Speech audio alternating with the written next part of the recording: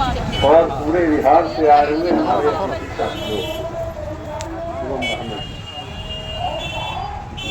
यह कहते हुए सबसे पहले तो मैं कहूँ कि मैं अपनी ओर से और बिहार राज्य विश्वविद्यालय महाविद्यालय शिक्षक महासंघ फुटाब के महासचिव के नाते फुटाब की ओर से आपके इस साफ सुथरी मांग को लेकर जो आप 2 दिवसीय धरना का कार्यक्रम चला रहे हैं, मैं इसका समर्थन करता हूँ।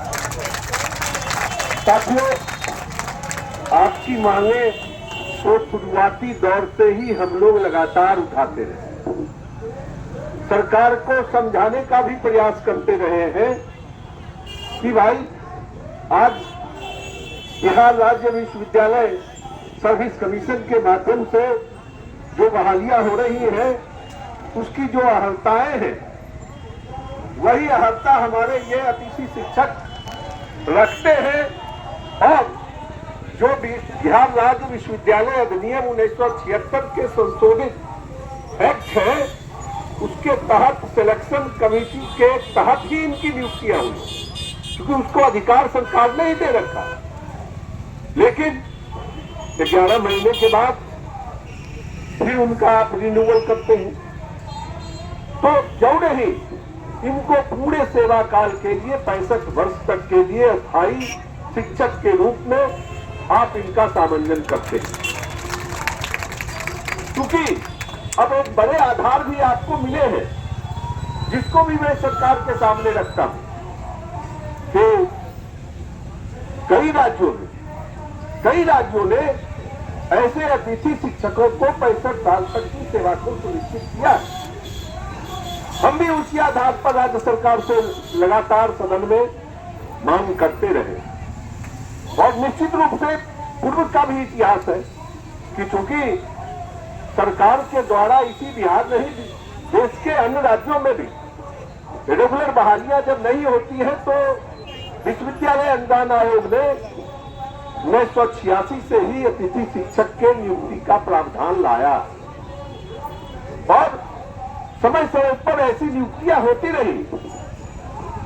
और हम लोगों ने फुटाब के बैनर के तले आप जैसे शिक्षकों की लड़ाई लड़कर 3 परिनियम बनाकर सबको नियमितीकरण सेवा के सामंजन भी कराने का काम किया। मैं यही सरकार से मांग करती हूं कि यही करता हूं कि आप जब इनकी जो यूजीसी के द्वारा जो अर्हता है, जब ये रख रहे हैं, उसी आधार पर आप इन अतिथि शिक्षकों को जो बहाल किए हैं, जो नहीं 65 साल तक की सेवा को सुनिश्चित कर दो, इनको वेतनमान में बहाल कर दे। और अभी तो जो अन्य राज्यों ने जिस रूप में किया है, उस रूप में आप भी इनको 65 वर्ष तक की सेवा बहाल रखिए, सुनिश्चित कीजिए।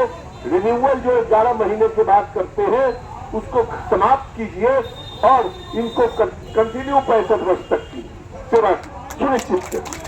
साथियों, आपको पता है कि बिहार विधान परिषद की जो शिक्षा समिति है, उससे भी हम लोगों ने सरकार के पास आप लोगों के सेवा के नियमितीकरण 65 वर्ष तक की सेवा सुनिश्चित करने की अनुशंसा हम लोगों ने की कर रखी। और विभाग के स्तर पर इस पर चिंतन भी चल रहे। हम तो उम्मीद कर रहे थे कि सभापति के कक्ष में एक बार इसी शिक्षा समिति की बैठक हुई थी, मंत्री भी उपस्थित थे। हम लोगों ने आपके द्वारा ही उपलब्ध कराए गए जो कई राज्यों के पत्र थे, उनको देते हुए उनसे आग्रह किया और मंत्री का भी सकारात्मक जवाब था कि हम इसकी समीक्षा करके इसको करेंगे। हम लोग आशान्वित थे कि चुनावी वर्ष है, जिस ढंग से सरकार वोट की राजनीति के तहत 16 सेवक से लेकर सन को कुछ न कुछ दिया, हमारे अतिथि शिक्षकों को भी जो हम मांग कर रहे हैं, जो जायज है, नियमानुकूल है, वह निश्चित रूप से देगी, नहीं दी। लेकिन संघर्ष करने वाला कभी निराश नहीं होता है साहब। और मुझे पूर्ण विश्वास है कि आप सरकार को अपनी मांगों के लिए जो आज धरना 2 दिवसीय धरना का कार्यक्रम किए हैं, इस माध्यम से जो आवाज आप सरकार के पास पहुंचाने के लिए धरना दे रहे हैं, हम लोग आपके साथ खड़े हैं। निश्चित रूप से इसमें आने वाले दिनों में आप सफल होंगे, आपकी सेवा नियमित होगी, निश्चित रूप से होगी, लेकिन संघर्ष करना है। साथियों, मैं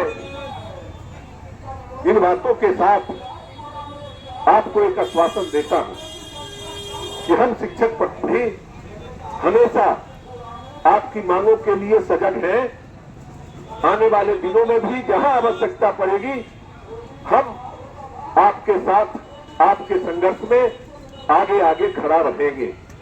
सड़क पर भी और सदन में भी ये सवाल उठते रहे, लेकिन जरूरत है कि इस ढंग से मजबूत तरीके से पटना में आपके संघर्ष के कार्यक्रम चलते रहने चाहिए कि सरकार भी दबाव महसूस कर सके।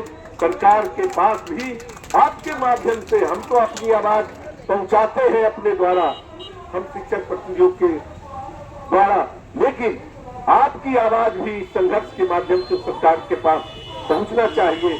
और आज तो आप धरना पर बैठे हैं, संजीत भाई बैठे हुए हैं, सूचना पर खड़ा होकर सदन को आपके इस 2 दिवसीय धरना के कार्यक्रम से अवगत भी कराया है।